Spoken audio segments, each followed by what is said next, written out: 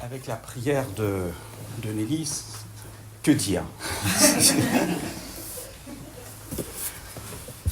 Voilà, bonjour à tous frères et sœurs, pour ceux que je n'ai pas vus. Alors on va démarrer ensemble le livre de Néhémie et on va couvrir les 2 premiers chapitres. Et je vous propose que l'on fasse une lecture, une sélection de lectures, parce qu'on ne va pas lire les 2 chapitres, ils seront assez longs. Donc je vous propose de lire quelques versets. Je commence Néhémie chapitre 1, verset 1, où nous lisons « Parole de Néhémie, fils de Hakalia. Au mois de Kislev, la 20e année, comme j'étais à Suse, dans la capitale, Hanani, l'un de mes frères, et quelques hommes arrivèrent de Juda.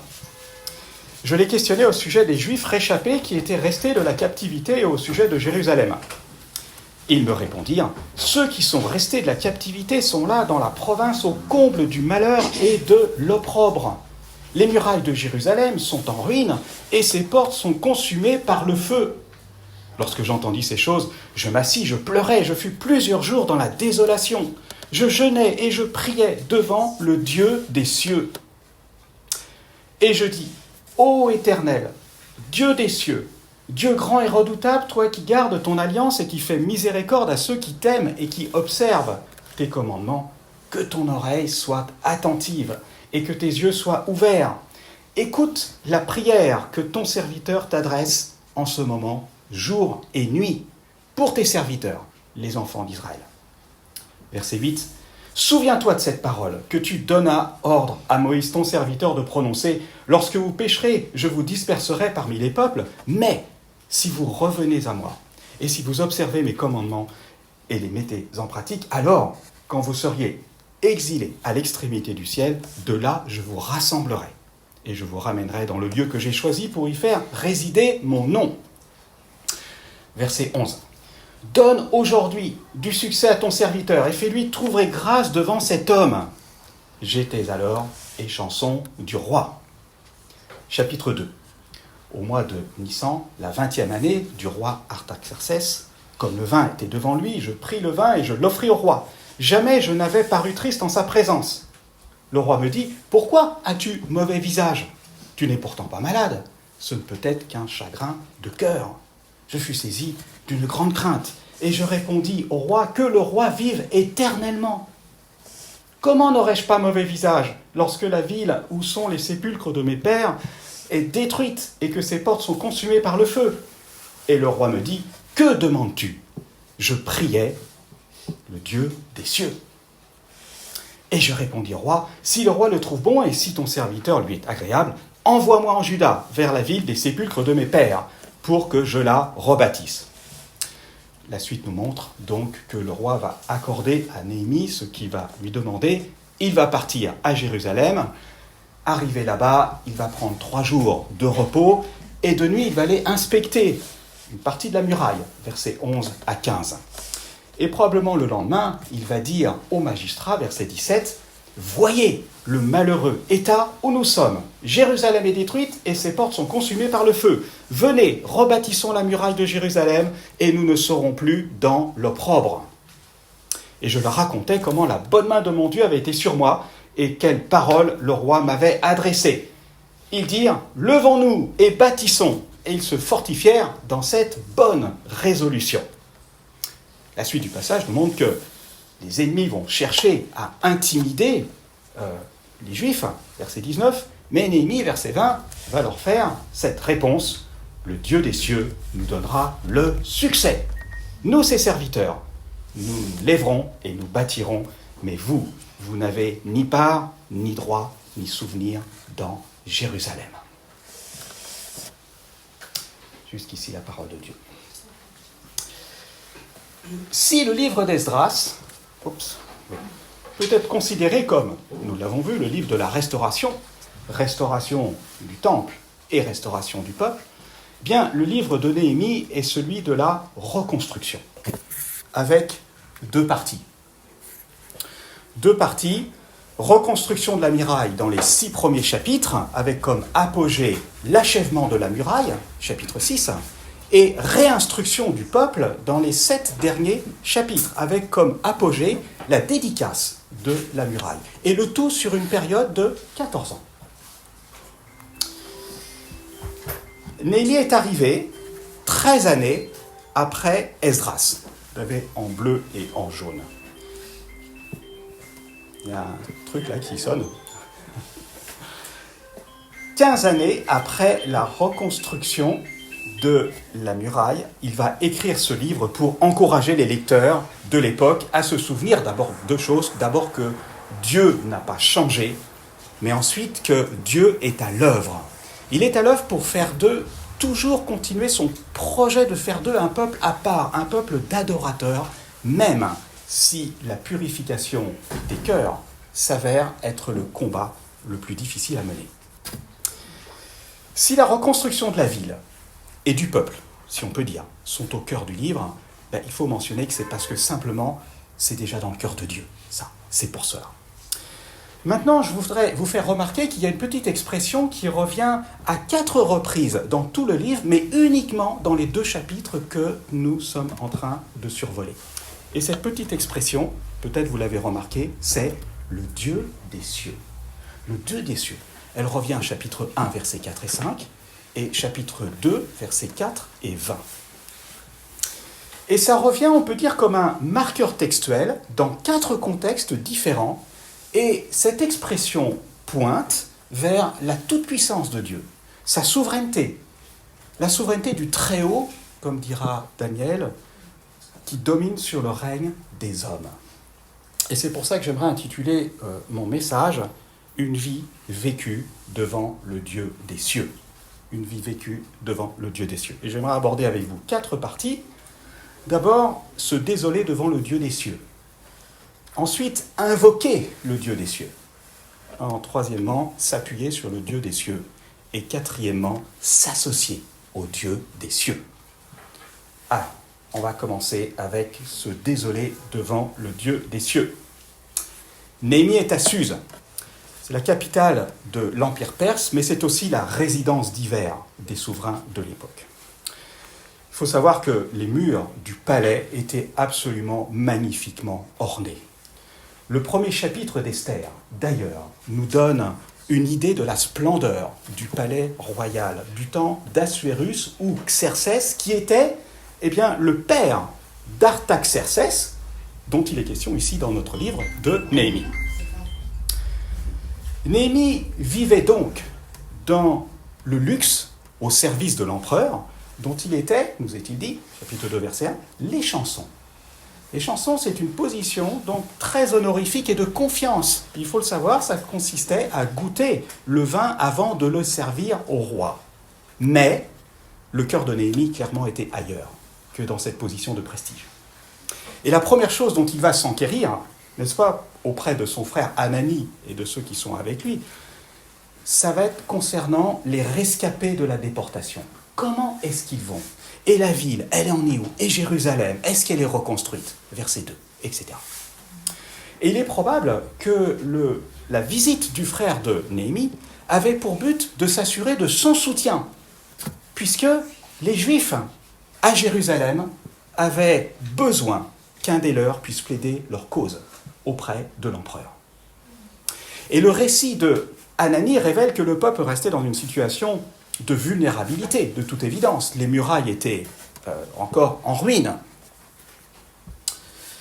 Et il est probable, d'ailleurs, que la consternation de Néhémie ne soit pas tant en relation avec la destruction de la muraille provoquée par Nebuchadnezzar 140 ans auparavant, mais plutôt en relation avec les tentatives de reconstruction de la muraille qui se sont faites en même temps que la reconstruction du temple et de la ville que nous avons au chapitre 4 d'Esdras, puisqu'il est mentionné la reconstruction du temple, mais aussi de la ville, et donc très certainement aussi des tentatives de reconstruction de la muraille. Et donc ces mauvaises nouvelles bouleversent Néhémie et ne convoquent pas les magistrats. Que fait-il ? Il se désole, mais devant le Dieu des cieux, en jeûnant et en priant. Verset 4. Récemment, le milieu évangélique a été touché de plein fouet par l'immoralité de certaines personnes qui avaient un ministère en vue. Et des brèches ont été faites dans le ministère, dans le témoignage, plus exactement. Mais si nous connaissons notre cœur naturel, eh bien, je crois que nous ne craindrons pas de nous désoler, d'abord personnellement, devant Dieu, parce que le témoignage de Dieu, du peuple de Dieu, auquel nous sommes associés, a été sali. Ensuite, nous voyons que Néhémie, eh bien, nous le voyons invoquer le Dieu des cieux. Nous, quand une mauvaise nouvelle nous arrive, on est prompt à en parler aux autres, à aller les voir, à chercher, etc., à partager tout ça. Mais ce que nous voyons chez Néhémie, c'est qu'il s'en réfère d'abord devant celui devant lequel il vit, le Dieu des cieux, celui qui est tout en haut de la hiérarchie de l'univers. Verset 5. « Ô Éternel, Dieu des cieux, dit-il, Dieu grand et redoutable, toi qui gardes ton alliance, qui fais miséricorde à ceux qui t'aiment et qui observent tes commandements, que ton oreille soit attentive, etc. » Et c'est intéressant de voir que, comme Esdras, 13 années auparavant, Néhémie ne craint pas de s'associer aux fautes du peuple, aux fautes de ceux du peuple auquel il est associé. Mais je voudrais surtout attirer votre attention, en relation avec cette prière, avec 3 mots-clés qui structurent cette prière. Et ces 3 mots-clés, c'est « écoute », verset 6, « souviens-toi », verset 8, et « donne », verset 11. Écoute, d'abord, écoute la prière de ton serviteur, que ton serviteur t'adresse en ce moment, jour et nuit, pour tes serviteurs, les enfants d'Israël. Je crois que c'est vraiment avant l'heure que Néhémie a bien compris qu'il faut toujours prier et ne point se relâcher. On ne se trompera jamais, frères et sœurs, en priant et surtout en persévérant dans la prière. On peut se tromper sur beaucoup de choses, mais là, on ne se trompera pas. Souviens-toi, verset 8, de cette parole que tu donnas ordre à Moïse, ton serviteur, de prononcer. Néhémie, c'est très bien que Dieu n'est pas oublié, n'est pas oublieux, c'est pas la question. Mais la prière de Néhémie, elle s'ancre dans l'assurance que Dieu veut agir envers son peuple. Parce qu'il connaît les promesses et les engagements de Dieu. Et l'application pour nous, frères et sœurs, elle est toute simple. Il nous faut être des lecteurs assidus de la parole de Dieu. Il nous faut la lire quotidiennement. Parce que quand nous prions, eh bien, nous sommes appelés à nous appuyer sur les engagements de Dieu, sur ce que Dieu a déclaré. Et on ne se trompera pas. Et c'est cela qui nous donnera de l'assurance dans nos prières. Parce que Dieu s'est engagé à faire, à dire, à intervenir de cette manière. Nous avons auprès de lui cette assurance que si nous demandons quelque chose selon sa volonté, il nous écoute. Et s'il nous écoute, nous savons que nous possédons la chose que nous lui avons demandée, quelle qu'elle soit. 1 Jean 5, 14 et 15. C'est des versets que nous devrions connaître par cœur et les appliquer, je veux dire, en demandant des choses que Dieu, sur lesquelles il s'est engagé. Et puis, le dernier mot, la dernière expression, c'est « donne aujourd'hui ». Donne aujourd'hui du succès à ton serviteur et fais-lui trouver grâce devant cet homme. Quel est cet homme ? C'est le roi Artaxerxès. Sa requête, elle est précise. C'est pas des généralités. Il demande quelque chose de très précis. Pourquoi ?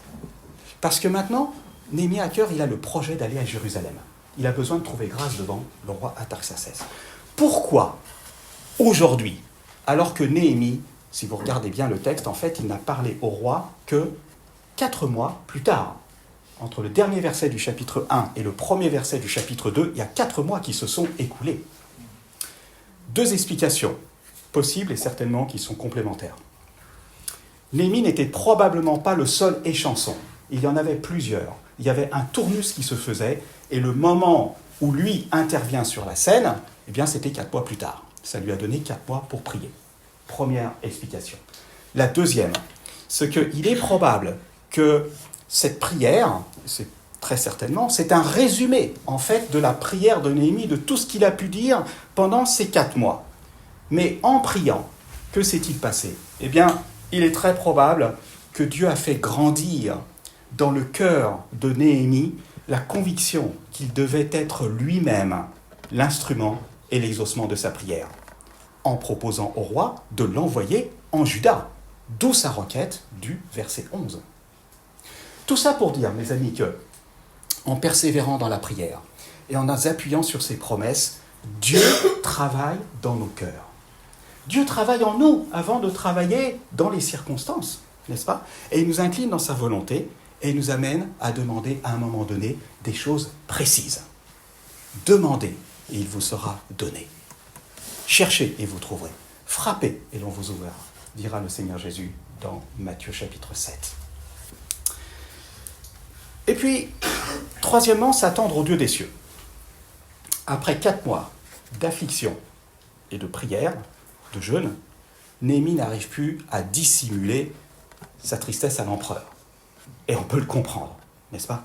Alors, Artaxerxès va le questionner sur l'origine de cet abattement. Et on lit que la crainte s'empare de Néhémie qui doit répondre. Et cette crainte, elle peut s'expliquer par 2 choses. La première, il faut savoir qu'un échanson ne devait jamais, au grand jamais, se présenter triste devant son souverain. Jamais. Pourquoi? Et parce que les monarques orientaux redoutaient sans cesse d'être empoisonnés. Et tout comportement anormal chez les chansons, le serviteur, était considéré comme hautement suspect. L'histoire nous apprend que Artaxerxès, le père d'Artaxerxès, Xerxès Ier, a été assassiné sur son lit. Il y avait toujours une suspicion au sein de la cour et des serviteurs qui étaient autour de l'empereur. La deuxième chose, pourquoi est-ce que cette crainte s'empare de Néhémie? Mais c'est que Néhémie maintenant doit dévoiler à son maître ce qui pèse sur son cœur. Verset 3. Comment est-ce que j'aurai pas mauvais visage lorsque la ville où sont les sépulcres de mes pères est détruite et que ses portes sont consumées par le feu? Ce à quoi le roi va répondre, mais alors tu demandes quoi? Une très courte prière intérieure du genre « Éternel, sois avec moi ». Eh bien, Néhémie prie une nouvelle fois qui? Le Dieu des cieux. Verset 4. Le Dieu des cieux, une nouvelle fois. Autrement dit, Dieu demande la sagesse à Dieu en tentant une audacieuse requête. Envoie-moi en Juda, verset 5, vers la ville des sépulcres de mes pères pour que je la rebâtisse. Cette requête, on ne mesure peut-être pas, frères et sœurs, mais elle était extrêmement risquée. Elle était extrêmement risquée parce que quelques années auparavant, le même roi Artaxerxès, sous la pression des Samaritains, avait fait arrêter les travaux de reconstruction du temple et de la ville, Esdras chapitre 4, parce que cela avait été dénoncé comme une revendication d'autonomie de l'Empire perse. En clair, Néhémie demande au roi l'abrogation d'un édit que lui-même avait édicté quelques années auparavant. La demande était humainement folle, mais elle s'appuyait sur le Dieu des cieux. Elle s'appuyait sur le Dieu des cieux. Et on retrouve ce genre de petites histoires, même dans le Nouveau Testament. Je pense par exemple à ce que les disciples devaient dire pour récupérer un ânon pour le Seigneur. Vous vous souvenez dans Marc chapitre 11? Incroyable. Les disciples disent, mais si on nous dit, qu'est-ce que vous faites avec cet ânon? Vous direz simplement que le Seigneur en a besoin. Point barre. Mais c'était fou, humainement parlant, cette affaire-là. Et pourtant, ils ont appliqué littéralement, ils ont obéi à ce que le Seigneur demandait, même si c'était fou, et il nous est dit qu'on les laissa aller. Pas de problème. Confie-toi en l'Éternel de tout ton cœur et ne t'appuie pas sur ta sagesse. Reconnais-le dans toutes tes voies et il aplanira tes sentiers. Ne sois point sage à tes propres yeux, crains l'Éternel et détourne-toi du mal. Voilà la voie de foi que le Seigneur nous offre. Et si nous entrons avec foi et dans la confiance dans ce que le Seigneur nous dit, le Seigneur ouvre des chemins incroyables qui n'étaient pas prévus. Pourquoi? Parce que le Dieu des cieux règne, tout simplement. C'est lui qui est au contrôle de toutes choses. Versets 7 à 9, un mot sur ces fameuses lettres que demande Néhémie pour les gouverneurs de l'autre côté du fleuve et l'escorte des chefs de l'armée qu'il accepte, versets 7 à 9, contrairement à Esdras. Vous vous souvenez? Vous ne voulez pas d'escorte du tout. Il avait dit à son souverain, non, le Dieu, l'Éternel nous protégera. On n'a pas besoin d'escorte. Mais le contexte est quand même différent ici. Il était nécessaire que les gouverneurs, qui comportaient donc ceux de la Samarie, de la Transjordanie, entre autres le fameux Sambala et le Tobija, qu'on va retrouver plus loin, soient informés officiellement que l'empereur avait maintenant changé d'avis. L'escorte officielle de Néhémie va servir d'accréditation auprès de ces autorités qui étaient farouchement défavorables à Israël. Petite application, frères et sœurs, de ça, toute simple. Il n'y a pas de copier-coller dans la vie chrétienne. C'est clair. S'attendre au Dieu des cieux, lui demander donc de nous conduire, ne nous soustrait pas de faire preuve de bon sens dans chaque situation qui reste unique. Dieu nous a donné une intelligence, frères et sœurs, parce que nous sommes créés à son image. Utilisons-la et regardons bien le contexte de la situation avant de faire ce qui nous passe par la tête, tout simplement. Oui, je t'instruirai, je te montrerai la voie que tu dois suivre, j'aurai le regard sur toi. Psaume 32, verset 8. Recommande ton sort à l'Éternel, mets en lui ta confiance, et il agira. Psaume 37, verset 5. Toutes ces promesses sont oui et amen, mais Dieu nous demande de regarder le contexte et d'user de notre intelligence en même temps. Alors, mon dernier point, s'associer au Dieu des cieux. Après environ 2 mois de voyage, Néhémie arrive à Jérusalem.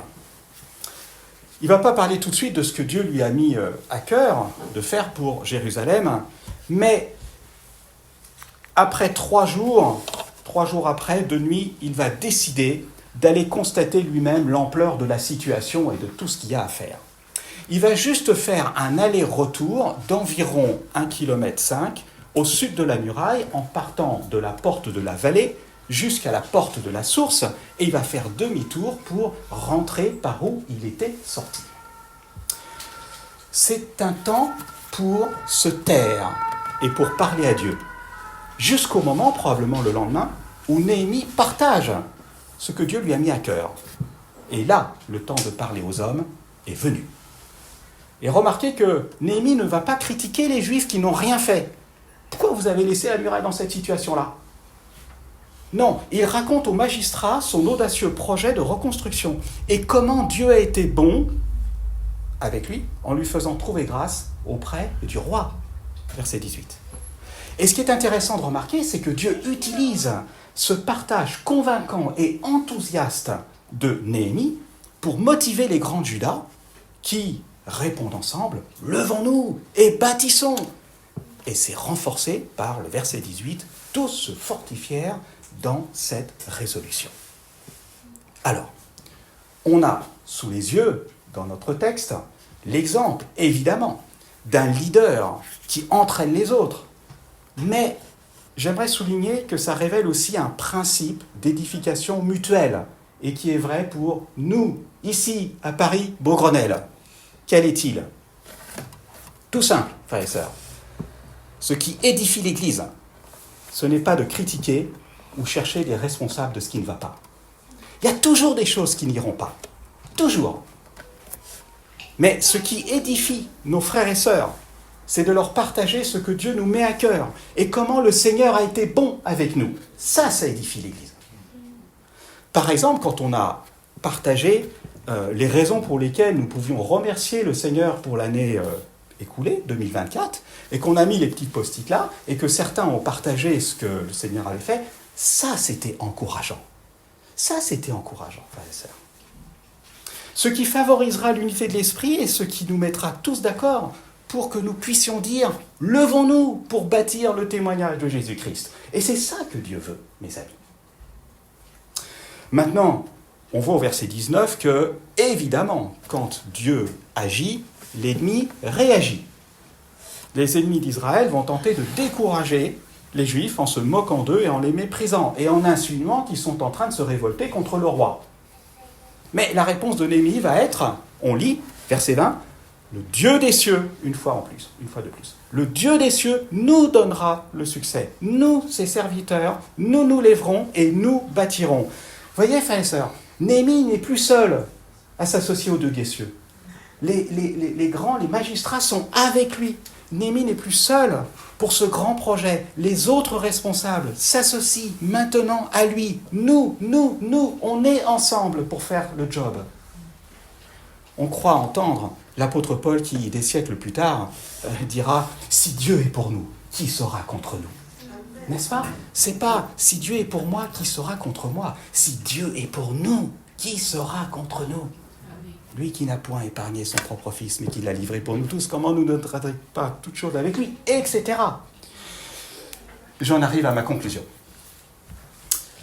Néhémie nous est présenté comme un homme de prière, un leader incontestable, un homme de foi, de courage, d'action, parce que sa vie est vécue devant le Dieu des cieux. Mais, j'espère que vous avez lu tout le livre de Néhémie, la fin du livre nous montrera que tout ce zèle déployé n'empêchera pas que le peuple de Dieu va retomber dans l'opprobre à cause du péché. La muraille de Jérusalem va certes être reconstruite, mais les rescapés de l'exil vont rester comme une ville forcée et sans muraille. Proverbe chapitre 25, verset 2. Parce qu'ils restent vulnérables au péché. Mais 4 siècles et demi plus tard, va paraître le plus grand que Néhémie. Le Seigneur Jésus, dont la vie est en permanence vécue sous le regard du Dieu des cieux. C'est lui qui va accomplir l'œuvre que Néhémie ne pouvait pas accomplir. Et c'est lui qui, dans l'éternité passée, a dit, non pas à l'empereur, envoie-moi, mais au roi des rois, son père, voici, je viens, ô Dieu, pour faire ta volonté. Hébreux, chapitre 10, verset 7. C'est lui qui a quitté, non pas le luxe d'une vie confortable, d'un palace, mais la gloire même de la présence divine pour partager notre condition humaine dans un monde qui le rejetait. C'est encore lui qui avait la bonne main de son Dieu sur lui et qui a obtenu non pas des laissez-passer de la part d'un souverain, mais une parole venue des cieux. Celui-ci est mon fils bien-aimé, en qui j'ai mis toute mon affection. Écoutez-le. Et puis c'est lui qui s'est désolé aussi devant son Père en intercédant pour des coupables. Ésaïe chapitre 53, par exemple. C'est encore lui qui a endossé notre malheur, notre opprobre, les conséquences de chacune de nos désobéissances, en s'identifiant à notre péché devant Dieu, parce qu'il a porté les péchés de beaucoup d'hommes et qu'il a été mis au nombre des malfaiteurs. Et puis c'est lui qui ressuscité est l'un des nôtres, et intercède pour nous, non pas debout dans la crainte devant un monarque, mais assis à la droite de Dieu, son Père. Et c'est encore lui, dans sa personne, qui nous a donné le salut pour muraille et pour rempart, Ésaïe 26, 1. Et qui fait de nous ces enfants qui peuvent invoquer, non pas le Dieu des cieux, mais notre Père qui est aux cieux. Notre Père qui est aux cieux. Et ça, c'est le privilège de nous, croyants, mes amis. Et je dirais que c'est enfin lui qui, par son esprit, a fait de nous les membres de son corps, pour être ouvriers ensemble, avec Dieu, pour reconstruire ce que l'ennemi avait détruit, la séparation entre le saint et le profane, le témoignage de Jésus-Christ. Alors, pour ceux qui ne connaissent pas encore personnellement le Seigneur Jésus parmi nous, et peut-être il y en a, eh bien vous pouvez lui demander effectivement de vous accepter tel que vous êtes. Et c'est ce qu'on a chanté. Tel que vous êtes, de vous pardonner. Parce que vous êtes, comme l'a dit Tim Keller, bien plus pécheur que vous n'oseriez jamais le croire, mais bien plus aimé que vous n'oseriez jamais l'espérer. Et pour nous qui appartenons au Seigneur, est-ce qu'on va relever ce défi à Beaugrenelle? Est-ce qu'on va être de ceux qui vont dire « Levons-nous et bâtissons ». Que le Seigneur nous aide. Prions.